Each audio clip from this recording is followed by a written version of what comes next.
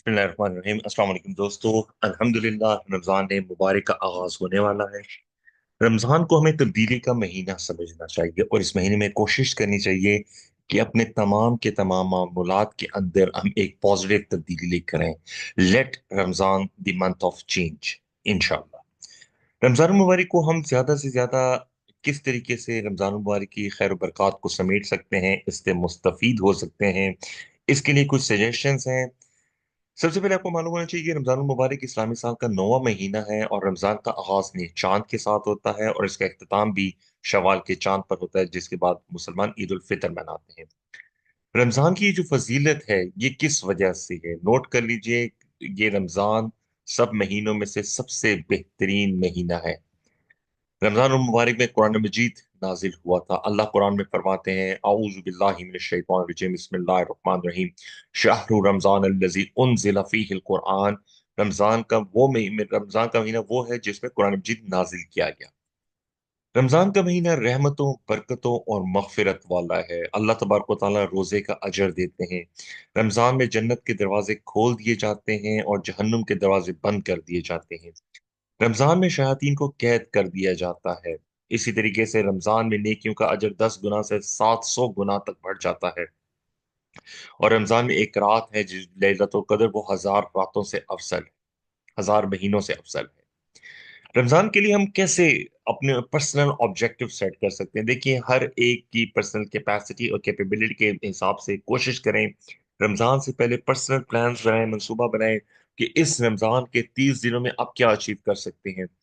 कुछ सजेशन ये हैं कि इस रमजान में कोशिश कीजिए पूरे कुरान मजीद को तर्जमे के साथ पढ़ने का। कोशिश कीजिए कि कुरान मजीद का कुछ ना कुछ हिस्सा आप याद करें, हिफ्ज करें, चाहे वो छोटी छोटी 30वें 29वें पारे की सूरतें ही क्यों ना हो। कुरान मजीद के अल्फाज के साथ इक्वेंटेंस पैदा कीजिए, कुरान की विकेबलरी सीखने की कोशिश कीजिए, सदकात और खैरात कीजिए, रोजाना जिक्र और नवाफिल, एडिशनल जिक्र और नवाफिल का एहतमाम कीजिए।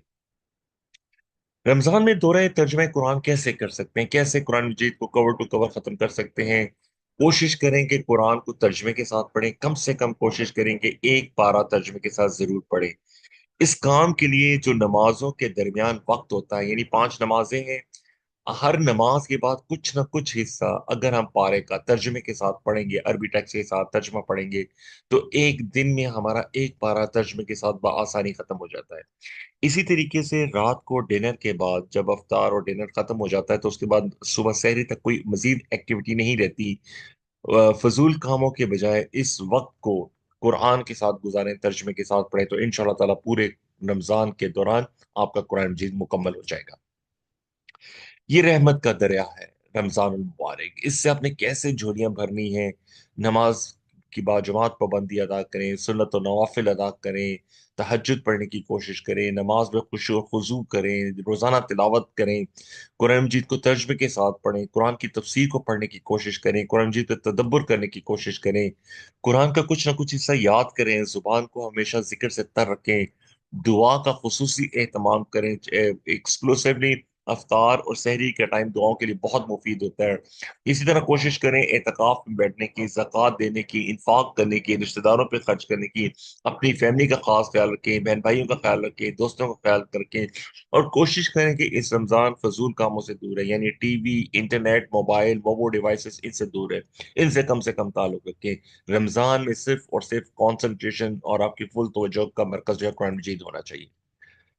आपसे दरख्वास्त है कि अगर अभी तक आपने YouTube चैनल स्टूडेंट्स ऑफ कुरान मजीद को सब्सक्राइब नहीं किया तो सब्सक्राइब कीजिएगा, ताकि आइंदा भी आप तक मुफीद कुरानी मालूमात मिलती रहे।